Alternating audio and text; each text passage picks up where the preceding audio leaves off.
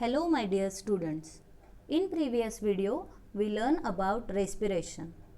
In this video we are going to learn about transportation. Transportation is another important life process which helps living beings to survive. We learned in previous sections that blood transports food, oxygen and waste materials in our bodies. See, all living organisms need a few necessary components like air, water and food for their survival. All these substances are picked up at one part of the body and then transported to all other parts of an organism. And for all these required elements, there should be a transportation system. In plants, vascular tissue is responsible for transporting the substances. We learn in 9 that is xylem and phloem are the vascular bundles, vascular tissues which help for the transportation of water and photosynthetic products. Transportation in humans is done by the circulatory system. A complete system of organs is involved for this process. It is responsible for supply of oxygen, nutrients and removal of carbon dioxide. Students, in 9th we learn about blood. Blood is a liquid connective tissue. It consists of fluid matrix called plasma and 3 types of cells suspended in plasma. Those are red blood corpuscles or red blood cells and white blood cells, blood platelets. Blood plasma. Plasma is pale colored liquid which is mostly composed of water. See, plasma contains about 92% of water and many proteins. Plasma transports food, carbon dioxide and nitrogenous waste in dissolved form. Blood cells. There are 2 types of blood cells, red blood cells and white blood cells. See, red blood cells contain hemoglobin in it. We learned in previous video that hemoglobin is a respiratory pigment of our body. This red blood cells contain hemoglobin and that hemoglobin gives red color to the blood.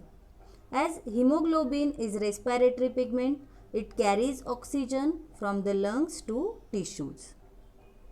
White blood cells maintain self-defense mechanism of the body by releasing antibodies.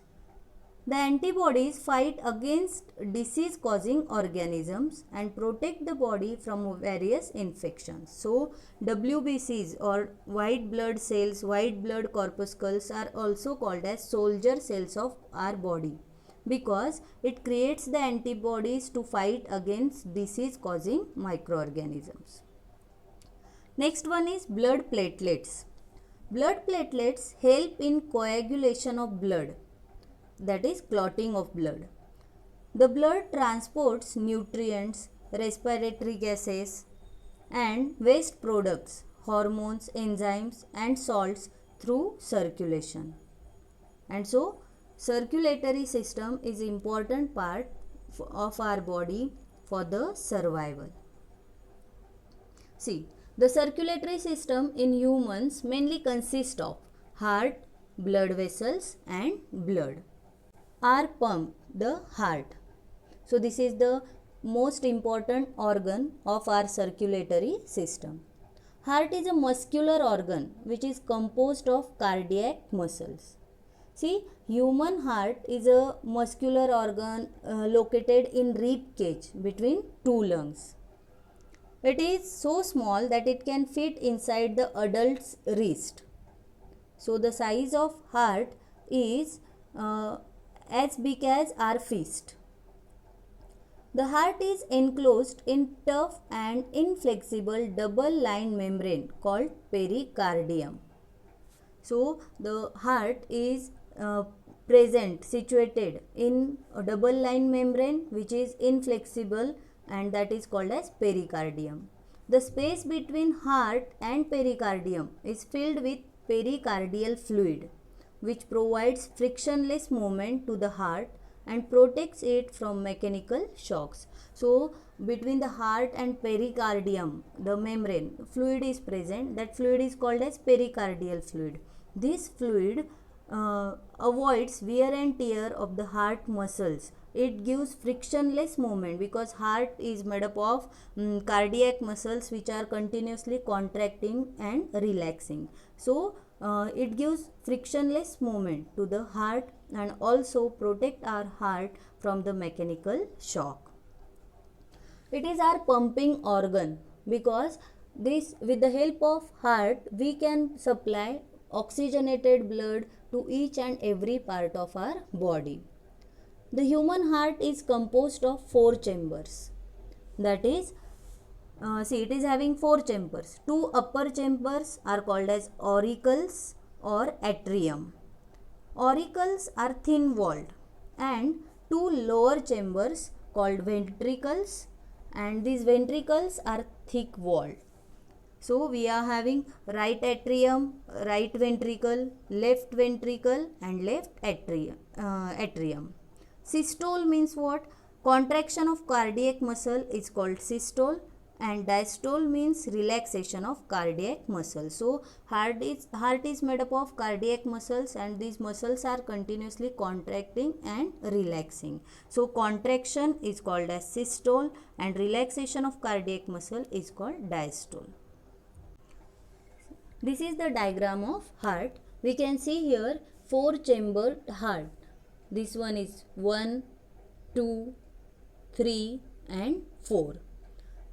These upper 2 chambers are called as right atrium and left atrium, and these lower 2 chambers are called as right ventricle and left ventricle.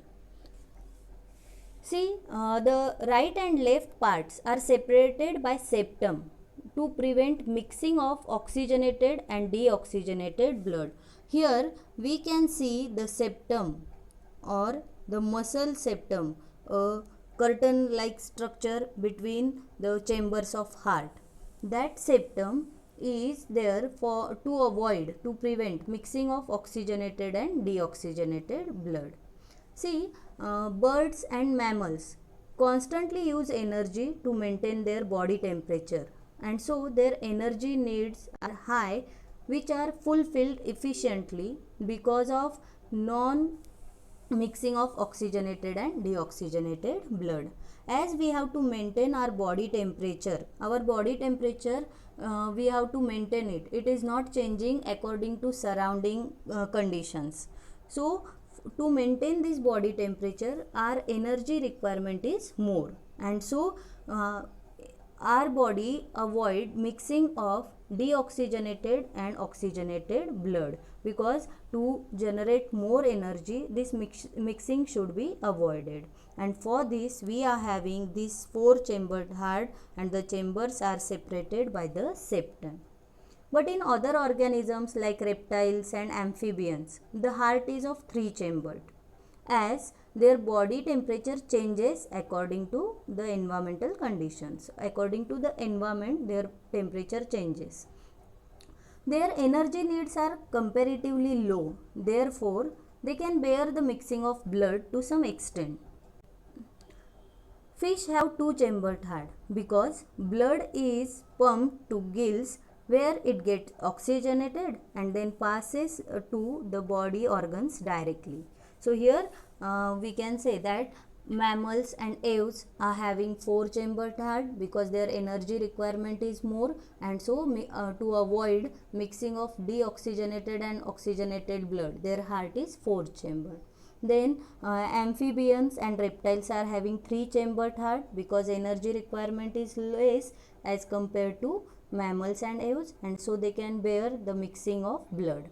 And fish have 2 chambered heart because blood is pushed to the gills, there it get oxygenated and directly passed to the body or parts. In one cycle of pumping, blood enters the heart only once in the fish. Whereas in other vertebrates, the blood enters the heart twice in one cycle, and this is known as double circulation. When we will understand working of heart, you will come to know about the double circulation. It will be very much clear to you when we will discuss working of heart. Now see, this is the diagram of heart. You understand about the chambers, that is right atrium, right ventricle, left atrium, left ventricle. Now we will see working with the help of this diagram only. See the working of heart. As you know that our heart is made up of cardiac muscles. The rhythmic contraction and relaxation of these muscles result in heartbeat. Normally the rate of heartbeat is 72 times per minute.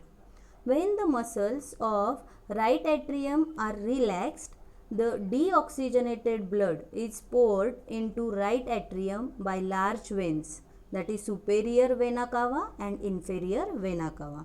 We can see with the help of this diagram. See, whenever the right atrium relaxed, at that time the deoxygenated blood from all the body parts is poured into the right atrium. The right atrium contracts and right ventricle expands. The blood enters from right atrium to right ventricle through tricuspid valve. See, tri means 3 and cuspid means flaps. So this is the tricuspid valve which is having 3 flaps in it. Once the right atrium contracts and right ventricle relaxes. So as it relaxes, it expands and blood from right atrium enters into the right ventricle through this tricuspid valve. This tricuspid valve is there which prevents the backflow of blood at the time of contraction of ventricle. So these muscles are continuously contracting and relaxing. So when the right ventricle contracts, it will avoid the backward flow of the blood into the right atrium. Then the right ventricle pumps this deoxygenated blood to the lungs through pulmonary artery. See, this artery is called as pulmonary artery. When right ventricle will contract, the deoxygenated blood with the help of this pulmonary artery will go to the lungs. It will go to the lungs. And we know in the lungs, the oxygen get diffused into the blood and blood become rich with the oxygen. See, this pulmonary artery is the only artery which carries deoxygenated blood from heart to the lungs. Rest all arteries carries oxygenated blood from heart to all body parts. Now, in the lungs, blood get oxygenated. This oxygenated blood is carried by pulmonary vein and which pours that blood into the left atrium. See, this is pulmonary vein. This pulmonary vein is also an exception that rest all the veins in our body transports deoxygenated blood and the pulmonary vein transport oxygenated blood from lungs to the heart. So this pulmonary vein pours blood into the left atrium. It will pour the blood into this left atrium, oxygenated blood into the left atrium when it expands. When left atrium contracts, the oxygenated blood enters the left ventricle through a bicuspid valve. See, here there is a bicuspid valve is present. Bi means 2 and cuspid means flap. So here again one more valve is there which is bicuspid valve which avoids the backward flow of blood into the left atrium. So when the left atrium will contract, blood will enter into the left ventricle. The left ventricle is the largest chamber and main pump station. So this one is the largest chamber and main. So this one is the largest chamber and main pump station. When it contracts, the blood is pumped into aorta, the largest artery, and distributed to all the body parts. So this one is the aorta. So oxygenated blood, when left ventricle contracts, the blood enters into the aorta, which is the largest artery, and then oxygenated blood is distributed to all body parts. The blood is collected from different parts of body by small veins which open into large veins, and these veins brings the blood back to the right atrium. This is how the cycle goes on. Students, you must have understood that how blood enters twice into the heart in one cardiac cycle, and so this is called as double circulation. See here, I can explain working of heart again with the help of this double circulation diagram. We can see here, see, these are the four chambers of our heart. Superior and inferior vena cava pour deoxygenated blood in right atrium. From right atrium, when the right atrium contracts, that blood enters into the right ventricle. From right ventricle, the deoxygenated blood goes to the lungs with the help of pulmonary artery. This is the only artery which carries deoxygenated blood from heart to the lungs. Then in lungs, the diffusion of oxygen takes place in the blood, removal of carbon dioxide takes place, and blood become oxygenated. Then from lungs, this oxygenated blood with the help of pulmonary vein enters into the left atrium. So pulmonary vein pour oxygenated blood into the left atrium. When left atrium contracts, blood enters into the left ventricle, and from left ventricle it goes to the aorta, which is the largest artery. This aorta divides into many arteries, and the arteries carry oxygenated blood. It transports oxygenated blood to all of the body parts. So this is working of human heart. We can see here also, this is also the representation of transport and exchange of oxygen and carbon dioxide in our body. Double circulation. In the human heart, blood passes through the heart twice in one cardiac cycle. This type of circulation is called as double circulation. One cardiac cycle means one complete heartbeat in which all the chambers of heart contracts and relax once is called cardiac cycle. Just now we discussed that in fish, blood enters in heart only once, but in other vertebrates, blood enters in heart twice, and so it is called as double circulation. See, the rate of heartbeat is 72 times per minute. In one cardiac cycle, heart pumps about 70 milliliter blood, and thus about 4900 ml blood in a minute is pumped by our heart.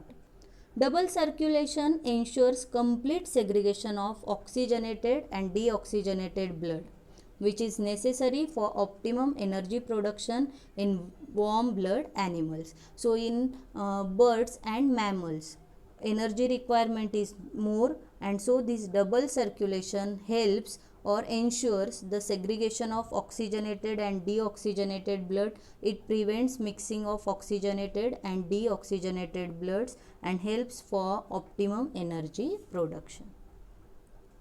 Next is the tubes, blood vessels, another component of our circulatory system. Students, you know how the pipelines are spread in house to transport water in different rooms, such as in washroom, in kitchen, in garden, etc.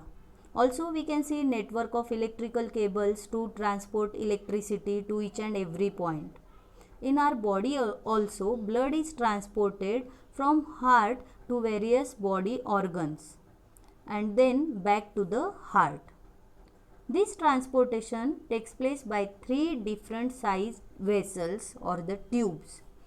Those are arteries, veins and capillaries.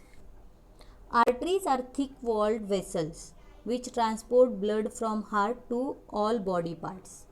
Heart pumps blood into arteries with great pressure, and so arteries have thick and elastic wall to tolerate the pressure and do not rupture. Arteries carries oxygenated blood except pulmonary artery. We discussed this. Pulmonary artery is the only artery which carries deoxygenated blood from right atrium to lungs. On reaching an organ or tissue, the artery divides into smaller and smaller vessels to bring blood in contact with all individual cells. The smallest vessel have one cell thick walls are called capillaries. So here we can see the diagram of arteries and veins. So this is the diagram of artery which carries blood from heart. When arteries reach to the organ or tissues, it divides into smaller and smaller vessels, and those smaller vessels are called as capillaries. These capillaries are so thin, that is the thickness is only one cell thick, and these capillaries provide blood to each and every part of the body. It provide blood to each and every cell. Their walls are permeable, and so that exchange of food material, gases and excretory substances takes place. So the capillaries then join together to form veins. Veins are thin walled vessels which transport blood from various body parts to the heart. So this is the artery which carries blood from heart to the or to all the parts of our body, and then artery get divided into smaller vessels called as capillaries. These capillaries again rejoin to form veins, and veins transport deoxygenated blood from various body parts to the heart. Veins do not have to withstand pressure, and so these are thin walled, but instead and thin walled, but they are having valves to prevent backflow of blood. As blood is not flowing under pressure, so to avoid the backward flow of blood, veins are having valves in it. Veins carry deoxygenated blood except pulmonary vein, which carries oxygenated blood from lungs to the left atrium. Next is lymph. Before that, we will discuss about maintenance by platelets. We have discussed composition of blood, that our blood contains plasma, blood cells. In the blood cells, we have discussed about red blood cells, white blood cells and the platelets. These platelets are responsible for coagulation of blood or clotting of blood. Whenever we are injured or have a small cut anywhere on the skin, what do you see? We can observe within some seconds the bleeding stops, as there forms a plug which does not allow bleeding anymore. Think what would happen if the bleeding does not stop? The blood will drain out of the body and one can even die. So to avoid this situation, we have platelets in our body. These platelets circulate around the blood and forms blood clot wherever there is a leakage in vessels due to injury. Also, leakage would lead to loss of pressure, which would reduce the efficiency of pumping system. So blood pressure is important to transport blood to all the parts. If leakage takes place in the blood vessels, then the pumping system will get affected, or efficiency of that pumping system get affected.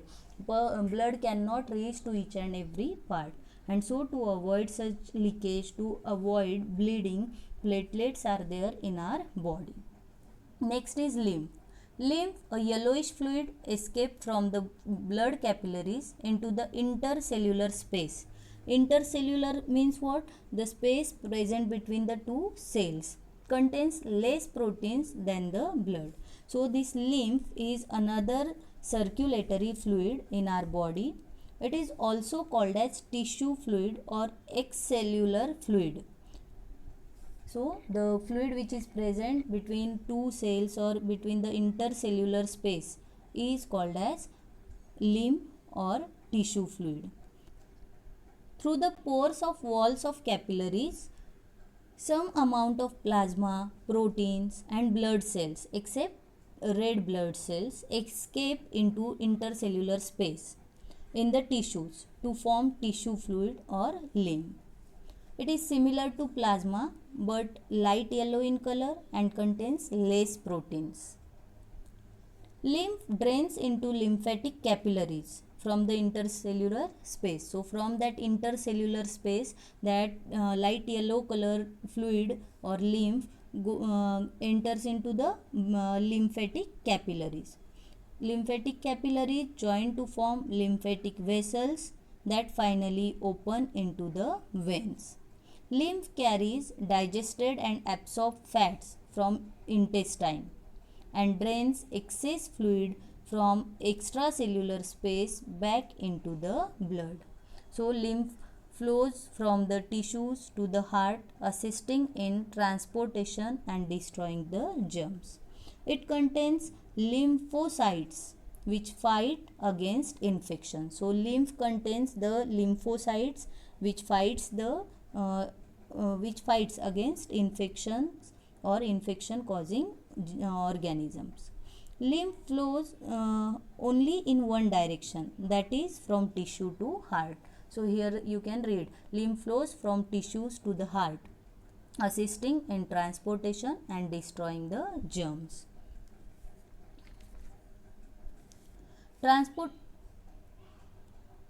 So this is the circulatory system in human beings. Here we can see that the pumping organ is heart, arteries, blood vessels, arteries and veins, blood vessels, platelets and lymph. Here we can see the deoxygenated from the body poured into the right atrium when it is relaxed with the help of superior and inferior vena cava. From right atrium, when right atrium contracts, that blood, deoxygenated blood goes into the right ventricle when the right ventricle expands or it is relaxed. When right ventricle contracts, blood goes to the lungs. Here diffusion of oxygen takes place in the blood and blood become oxygenated blood.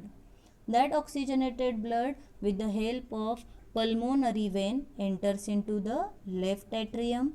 From left atrium it goes to the left ventricle. From left ventricle it is poured into the aorta, which is the largest artery. That aorta divides and into the arteries which carries oxygenated blood to all the body parts, and again from body parts deoxygenated blood is transported. This is the circulation of blood or the circulatory system in human beings. I hope you understood the circulatory system in human beings. Now we will discuss about transportation in plants. Like animals, plants also require water and nutrients to survive. The roots of plants absorb water and minerals from soil. Higher plants have specialized system for transportation. Soil is the main provider of water and minerals for plants. Energy requirement of plants are low as they do not move and have large number of dead cells in them, and so slow transport system can fulfill the energy need of plant. So the transport system of plant is slow as compared to animals, as their energy requirement is less and most of the plant cells are dead. So the energy requirement is less as compared to animals. Plants have specialized vascular tissues for transportation of substances. These are there are two types of vascular tissues, xylem and phloem. Xylem is responsible for transportation of water and minerals. Xylem carries water, dissolved minerals from root to leaves through tracheids and vessels. See, these tracheids and xylem vessels are the conducting components of xylem tissue. So, these are the conducting elements which conducts the water and minerals from roots to the leaves. Both are non-living with thick walls. So, this xylem vessel and xylem tracheids are non-living dead component of xylem tissue. The xylem makes a continuous tube in plants which runs from roots to stem and right up to the veins of leaves. The distance through which water travels is small in small plants and large in large plants. Phloem transports food from the leaves to all parts of the plant with the help of its element sieve tubes. So, sieve tubes are the conducting elements in phloem. Phloem is responsible for transportation of food. Phloem is composed of sieve tubes, companion cells, phloem parenchyma and phloem fibers. Out of that, sieve tubes are the main conducting element. It carries photosynthetic products or it carries food to all parts of the plant. See, this is the diagram of xylem and phloem. We can observe here in the xylem there is only one way transportation takes place, that is transportation of water and minerals in upward direction only. And this xylem vessel are having thick walls stiff with lignin. Another diagram is of phloem vessels. We can see two-way flow of photosynthetic product, essential substances, water and food, and cells have end walls with perforations. This we discuss in 9th class also. Now we will discuss about xylem tissues. In xylem tissues, vessels and tracheids are the main conducting components. Tracheids of vessels and tracheids of roots, stems and leaves are interconnected and forms a continuous system of water conducting channels reaching all parts of the plant. So, it forms a continuous system, continuous channel for the transport of water. The absorption of water and dissolved minerals takes place by roots through root hairs. These root hairs are extension of epidermal cell. These are very small hair-like structure called as root hairs. These root hairs are the epidermal cells. These are in direct contact with the soil and takes up iron from the soil. Root hairs absorb water from soil by osmosis and take in minerals by the process of diffusion. We know about osmosis and diffusion. Osmosis is what? Movement of water from high concentration to low concentration through semi-permeable membrane. Whereas diffusion is movement of substances from high concentration to low concentration. So, plants use osmosis and diffusion process for the transportation of substances. Difference in concentration of ions is created between root and soil, which enables water to enter into the roots. For example, these root hairs are in direct contact with the soil and the concentration of water is more in the soil and less in the root hair. Then due to osmosis, water will move from soil to the roots. Same thing for the minerals. If the dissolved minerals are more in soil and less in root hairs or roots, then the minerals will move from high concentration to low concentration by the process of diffusion. See, ascent of sap, the upward movement of water and minerals from roots to different plant parts is called as ascent of sap. Loss of water vapor through stomata and lenticles in plants is called transpiration. So, transpiration through stomata creates vacuum which create a suction called transpiration pool. See, when tall plants, if the plants are tall, then the distance is more, and so for the transport of water, transpiration pool is created. What is transpiration pool? The water in the form of water vapor, loss of water takes place through the stomata, and so it creates the vacuum which creates the suction effect, and that suction is called as transpiration pool. The transpiration pool sucks the water column from the xylem tubes, and thus water is able to rise to greater heights in the tallest plant. So in tallest plant, transportation of water takes place with the help of transpiration by creating transpiration pool. And so the transpiration pools, with the help of transpiration, with the help of osmosis and diffusion, water and minerals reach to the leaves. Leaves utilize this water and minerals to prepare food. See the function of transpiration. It helps in absorption and upward movement of water and minerals by creating transpiration pool. Also, it helps in temperature regulation. Now, we will discuss how photosynthetic products move from leaves. Transport of food in plants happens because of utilization of energy. This transport of soluble products of photosynthesis is called translocation in phloem. So, flow of substances through phloem takes place in both the direction. It is a two-way traffic in phloem. Transport of food from leaves to different parts of plant is called as translocation. So for transport of water, transpiration is there, and for transport of photosynthetic product, food, translocation is there. So in plants, phloem helps for the transportation of food. Not only food, with that phloem transports amino acids and other substances. These substances are transported to the storage organs of roots, fruits, seeds and growing organs. So wherever the food is required, there it is transported, and especially to the storage organs such as fruits, seeds and growing organs. Every part of plant requires energy for building, for growth and for maintenance, and so translocation is very important vital activity for plants. Translocation is what? The transport of food from leaves to all the parts of plant, and this translocation is important activity because each and every part of plant requires the energy. In translocation, the material enters the phloem tissue using energy from ATP molecule.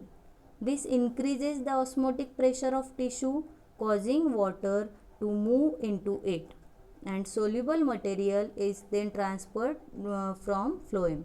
See, as the material enters into the phloem, the osmotic pressure increases, and due to that water moves into it, and the soluble products, photosynthetic product get dissolved into it, and then it transport from phloem to other tissues which have less pressure than the phloem. According to requirement of plant, material is translocated from high osmotic pressure to low osmotic pressure. So this is all about the important life process, transportation. I hope you understood transportation in human beings and transportation in plants. Thank you. Have a nice day.